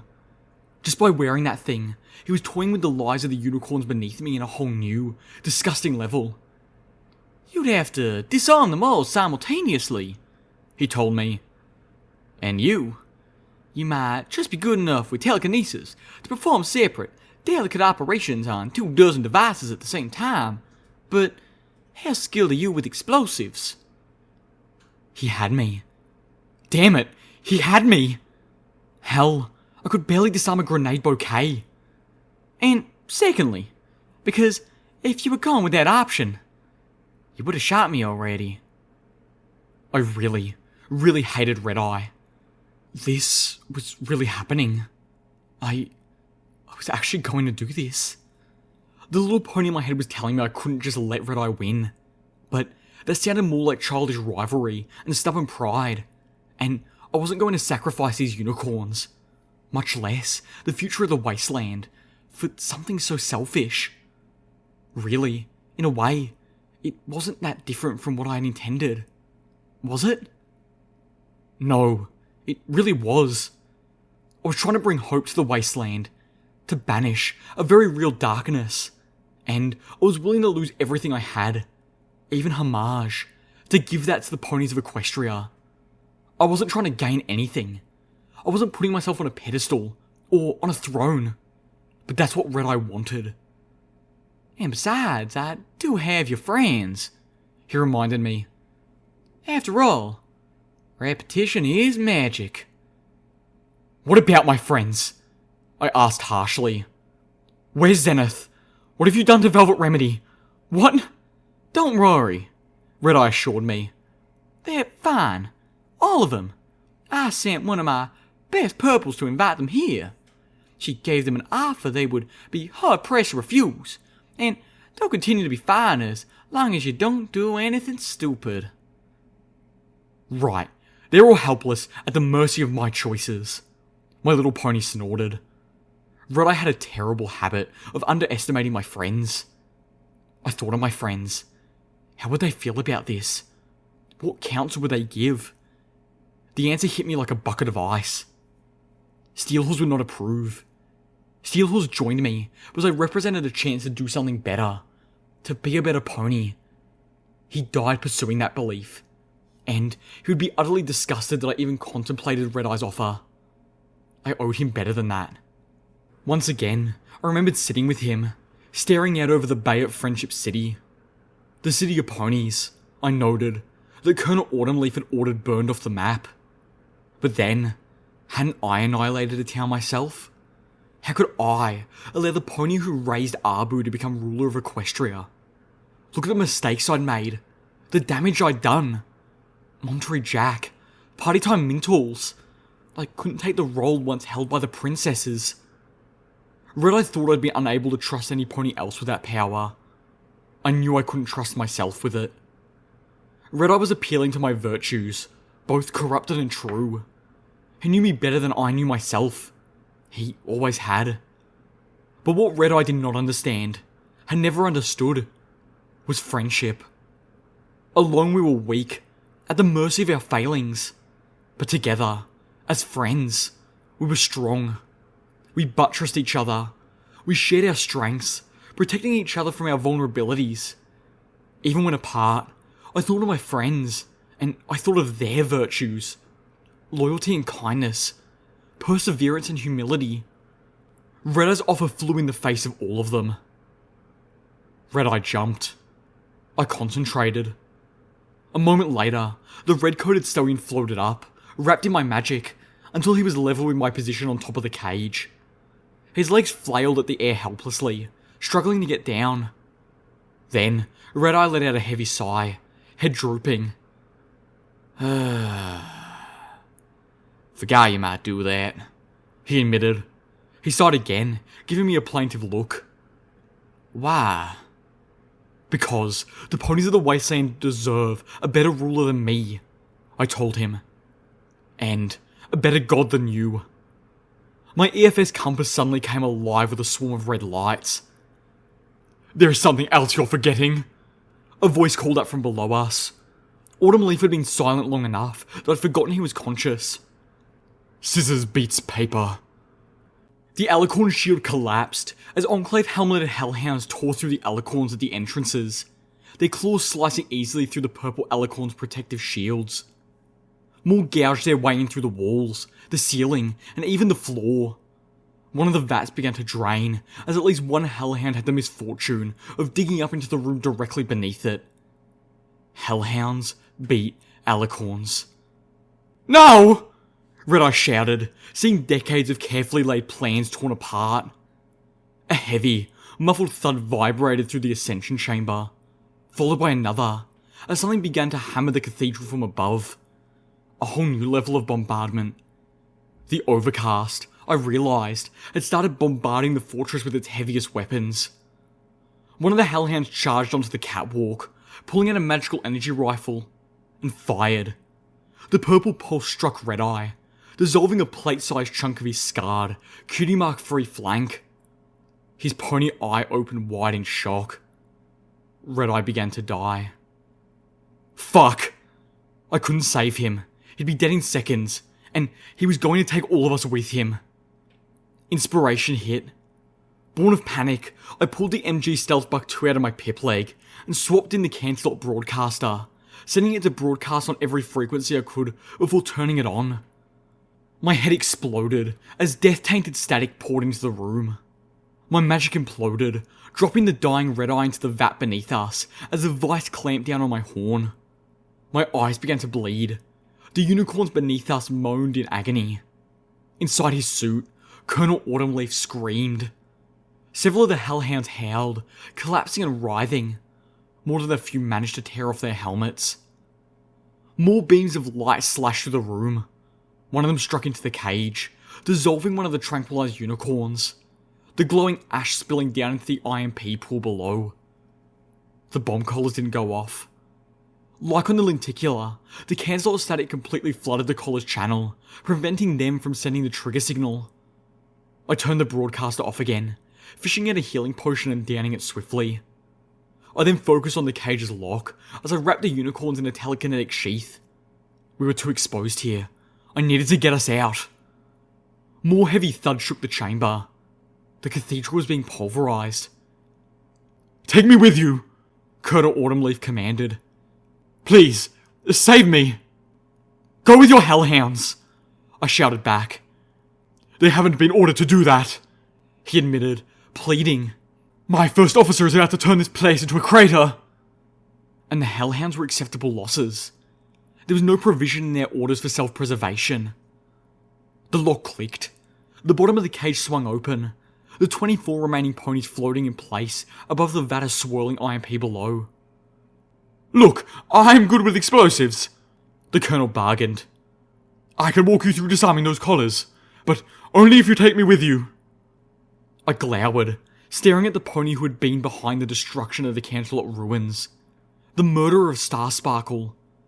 The pony who had ordered his own brother, my best friend, to be hunted and killed, who had sent the Wonderbolts after us, ordered the attacks on Friendship City, New Appaloosa, and so many more. One condition, I told Calamity's brother. Yes, anything, he agreed readily. Tell me how to rig that Star Blaster's battery to explode. I ordered. Dr. Glue had indicated there were tunnels beneath the cathedral. The Hellhounds were already spilling taint into them. How much worse would the Everfree become once this room was torn apart and all of this, 1 million tons of pure IMP, released into the environment? I couldn't even imagine what that would do to Equestria. It would be more devastating than a megaspell. It wasn't enough to let this room be destroyed. It needed to be vaporized.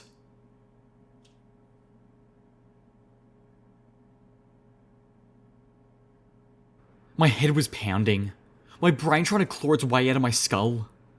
There was a warm, wet stickiness dribbling out of my ears and nostrils. My abused horn protested. The effort it took to pick the lock on the last collar seemed more than it took to once float a boxcar. The collar snapped open, and I shut off the broadcaster one last time, slumping against the wall. We're in what was left of Dr. Glue's laboratory. My gaze lingered over all the unicorns. I'd only turned the broadcaster on for a few seconds for each collar, but the cumulative toll was devastating. I was out of healing potions, and 4 of the ponies hadn't survived. The rational part of my brain, or as much of it that wasn't trying to leak out of my ears, told me that I'd saved 20 lives, out of 25, and that 4 out of 5 wasn't that bad. The little pony in my head was weeping, mourning every one of the 5 I had failed. The powerful thudding overhead caused part of the ceiling above to give, raining down dirt and several blocks of stone, reminding me that I hadn't saved any pony just yet. Until we were out of here, all I had done was delay their deaths. I wiped my pip leg across my eyes, and it came back smeared with red. My gaze shifted to the limp form of Autumn Leaf, trapped in his unique Jade Enclave armor. I'd refused to reboot it until he had fulfilled his part of the deal. I didn't want to be incinerated by that alien weapon as repayment for my helping hoof. I crawled over to him, turning my attention to the alien fire blaster. Okay, one more bomb to deal with, and then I'll set you free. Removing the alien fire blaster and rigging its power core was far more complex than I had imagined. It spoke volumes to me, realizing how skilled Hamaj was to have done what she did. I felt a happy pang in my heart, pride in my mare mixing with the hurtful reality that I would almost certainly never see her face again. There just wasn't enough time. There was never enough time. The homemade explosive hummed to life, the charges from the bomb collars ringing the bright orange glow of the Star Blaster's power core. I set the timer and floated out and down the stairwell, guiding it into the ascension chamber. I knew the room well enough that I didn't have to see it to place the bomb right into Red Eye's cup. I gave us 10 minutes. The hammering above shook the room, but I didn't think the overcast would be able to blast down this deep quite that quickly. "Oh, well, okay then," Colonel Autumnleaf said. "Reboot me, and let's get the hell out of here." I turned to Calamity's brother, the Butcher of the Wastelands, setting him free. It wasn't a question of whether he'd done more damage, but how much. How many more ponies was I letting him murder by letting him go? A realization swept over me. A determined frown crept across my muzzle. I crouched down to him, telekinetically lifting his visor so I could look him in the eyes. Autumn Leaf had fiery hazel eyes. Calamity's eyes. The realization struck me painfully. But they were tinted crimson, streams of blood running from the corners, matting his coat and pooling in his helmet. "There's something you should know about me," I told him sadly. "I'm not the bearer of honesty, but I know her, and I love her." I floated out little Macintosh. Autumn Leaf's eyes went wide. Blam!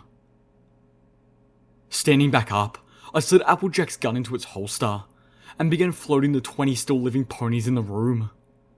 For the longest time, I thought of myself as Red Eye's reflection, granting one of Pinkie Pie's particularly warped funhouse mirrors. But I was comparing myself to the wrong pony. I wasn't Red Eye. I was Apple Snack.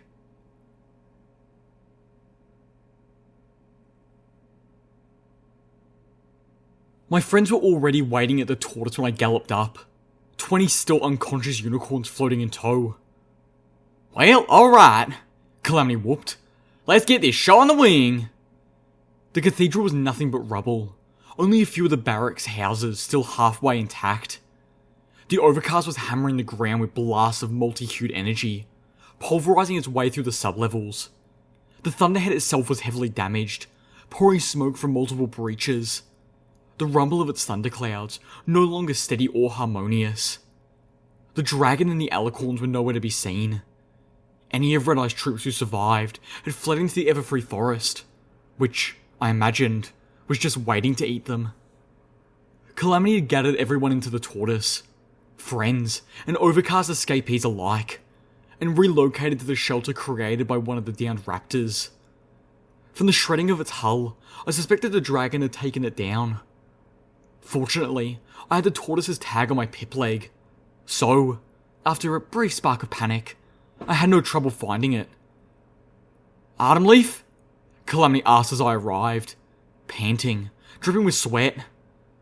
"He didn't make it," I said, choosing not to elaborate. "And neither did Red Eye." A pained expression settled on Calamity's face. "For the best, really," he said, turning towards the Sky Tank's cockpit. My headache was pounding hard enough to rival the overcast bombardment, and it spiked to teeth-gnashing intensity with each epic boom. I wanted my friends, a bed, and a pony-sized healing potion.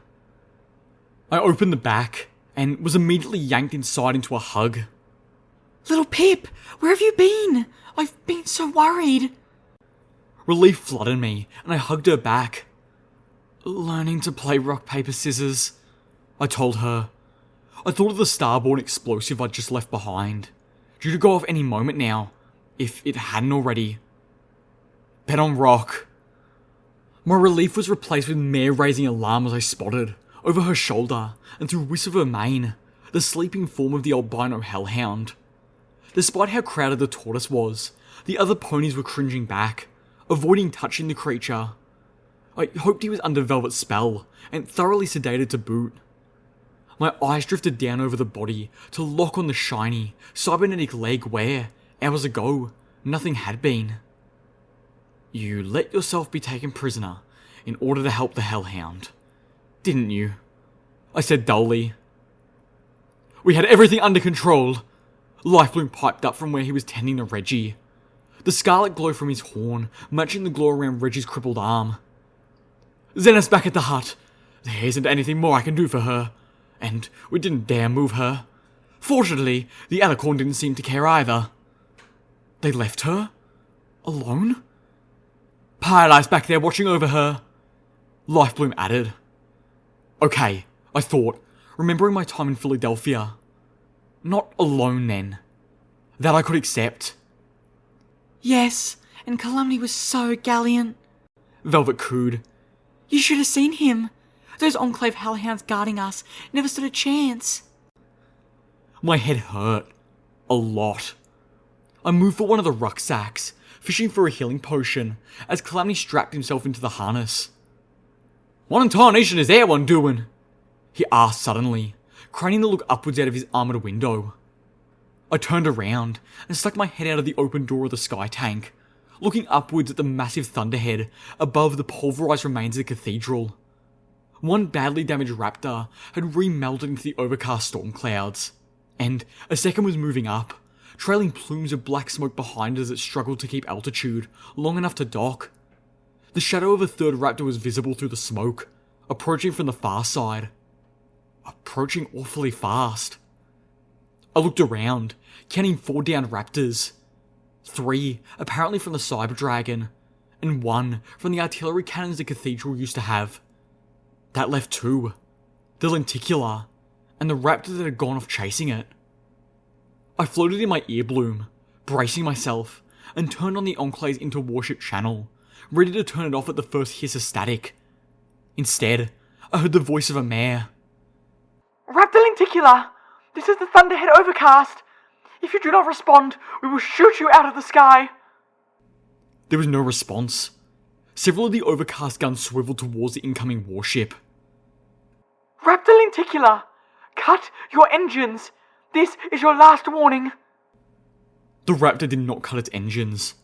If anything, it looked like it was speeding up. Whoa, nearly! Calamity shouted.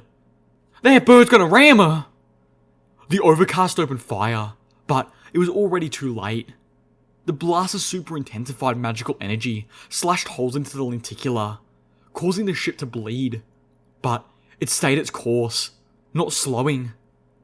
I stared, my eyes growing wider and wider as I realized what I was seeing. The Raptor was bleeding. Pinkish vapor was pouring out of its wounds. The Raptor lenticular was full of pink cloud. The Overcast had stopped its bombardment and was trying to move, but the massive ship had the speed and agility of a turtle. A new voice, a gravelly stallion's, boomed over the military channel with an almost supernatural power. For Canterlot. The Raptor lenticular struck the Overcast with a rapturous explosion. Whoever was aboard had front-loaded the ship with every bomb on board. The explosion blew out both of the Overcast thunderclouds on the struck side and tore a massive hole in the side of the mobile siege platform. The Raptor wedging into the biggest ship like a poisonous dart. I spotted the silhouette of a pony-like figure flee from the rear of the lenticular, flying away on bat-like wings, even as Pegasi started to pour out of the mortally wounded Thunderhead, abandoning ship. Beneath the tortoise, the ground shifted, collapsing downwards. The bomb I had created had gone off, silently vaporizing the earth beneath us. And now, the ruins of the cathedral were collapsing into a massive sinkhole. Calamity needed no other encouragement. He beat his wings and pulled the tortoise into the air, fleeing the scene with a tank full of escapees and 20 floating unicorns in tow. I turned and sat, looking at the back of the door, drinking a healing potion.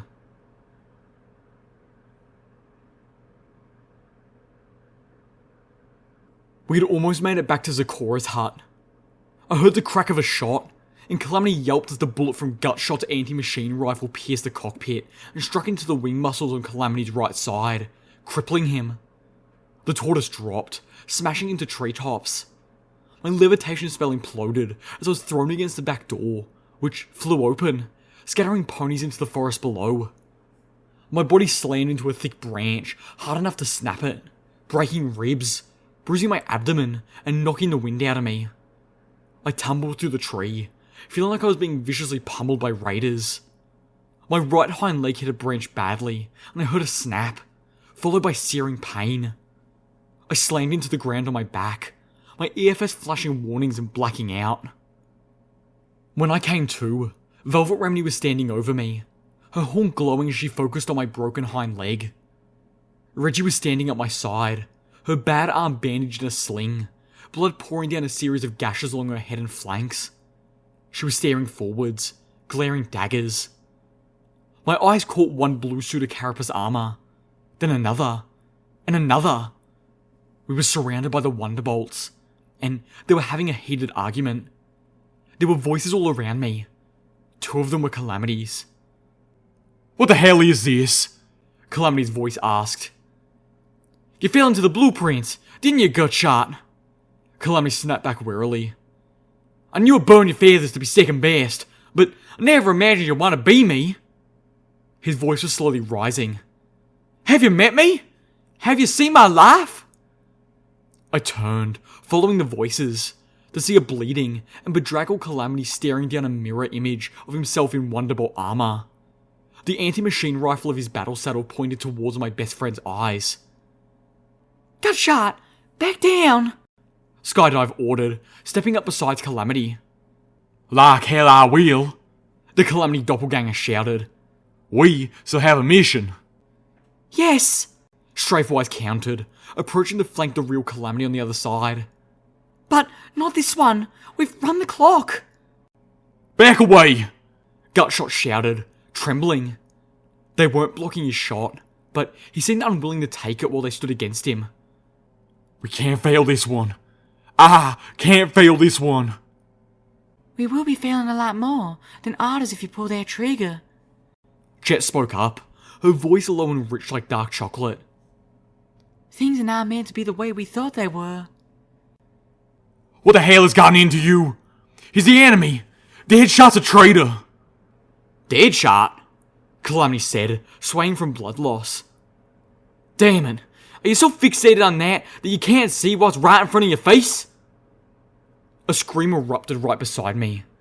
Every pony spun around to see Regina Grimfeather slumped over, a gaping hole in her breast, smoke rising from it, the light of life fading quickly from her eyes. Exactly like her twin. No, I whimpered, my ears pacing back. Who fired that shot? Skydive barked, but no other shot had been fired. I saw the little tendril of blue wrapping around Reggie's right hind leg, and the others coming for Velvet and me. It should be Cage here, not me. Regina had said that. What else had she said that I hadn't heard? No! I shouted, leaping to the air, grabbing all three of us in telekinetic magic. Velvet Remedy reacted just as swiftly, throwing a shield spell over the ground, trapping the squirming vines beneath it. This was not going to happen again. I was not going to lose Regina like how I failed her brother. We had Velvet Remedy with us this time. We had Life Bloom. This was not going to happen. Life Bloom! I shouted, but he was already ahead of me, casting a stabilizing spell on the griffin, halting her sliding to death. Blam! I spun around at the gunshot. Calamity had little Macintosh in his mouth, smoke coming from the barrel. His doppelganger, Gutshot, was trying to shoot back, unwounded, but nothing was happening. Calamity shot had disabled the Wonderbolt's battle saddle. With a roar, Gutshot threw himself at Calamity. Blam! Gutshot fell to the ground, clutching his crippled foreleg. The other Wonderbolts moved in to surround him. Calamity spat out little Macintosh and looked at them apologetically. I reckon there was no avoiding that, he said glumly. Every farce was my idea, and I never had a plan yet that didn't amount to shooting myself in the hoof.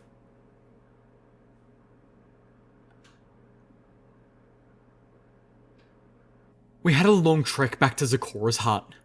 Velvet Remy's shield shimmered beneath us as we walked. Between the crash and the Everfree forest, we'd lost more than 10 of the ponies I had rescued, most of them unicorns. Of those who survived, 4 had wrapped themselves in cloaks of denial and galloped off. Red-Eye couldn't be dead after all. He was going to be a god. He was going to bring unity. The others were trudging along with us, shell-shocked, without speaking a word. None of us felt much like talking either. The only sounds were the distant crackling of flames, the plodding of pony hooves on a magical shield, and the mechanical hiss that the albino hellhound's leg made with every step. He was walking with us, at least for now. The Wonderbolts had helped us find the ponies our crash had scattered across the forest. They weren't ready to act against the Enclave, but they were going to sit the rest of the conflict out, not helping the Enclave either. Skydive promised to look us up after the dust settled. They'd also help find the rucksacks full of medical supplies. About half the supplies had survived the crash, and most of them had been used repairing the wounds inflicted by the crash. Tracker had taken off with the Wonderbolts when they left. Red-Eye was defeated and gone. Autumnleaf was defeated and gone. And yet, I didn't feel the least bit victorious. I felt like I had managed to mitigate failure. I had to do better than this. Ahead of us lay Navarro and the Single Pegasus Project. At the same time, the Enclave was mounting a massive assault on Philadelphia. Calamity assured me that the Colonel's death wasn't going to prevent that. They had their orders, and another pony was already groomed to step into Autumnleaf's position. The Enclave wasn't like a Cancelot ghoul. It didn't die when you cut off its head. After an hour, we stopped to take a break, to catch our breath. Lifebloom had been floating Reggie along above him, and now he and Velvet Remedy turned their healing attentions once again to the horribly wounded adolescent Griffin. She was stable, thanks entirely to Lifebloom. He spelled putting her into some sort of suspended animation. The same magic used by Cottage Cheese's medical pod, and by the control pod in the SPP central hub. Non-idle curiosity pushed me to stare, wondering what it would be like. I had to force myself to look away. Turning my attention instead to my pip leg, I realised that I still had an audio recording I hadn't listened to. The old audio log we had found in the stable tech chest in Zakora's hut. I slipped in my ear bloom, turning it on. Hello? A sweet, familiar voice sounded in my ear. This feels weird. I know you can't actually hear me, Zakora, but Applebloom says you were always a good person to talk to. And I really needed to talk. I can't bring this stuff up to Applebloom and Scootaloo, and I don't really talk with my sister anymore.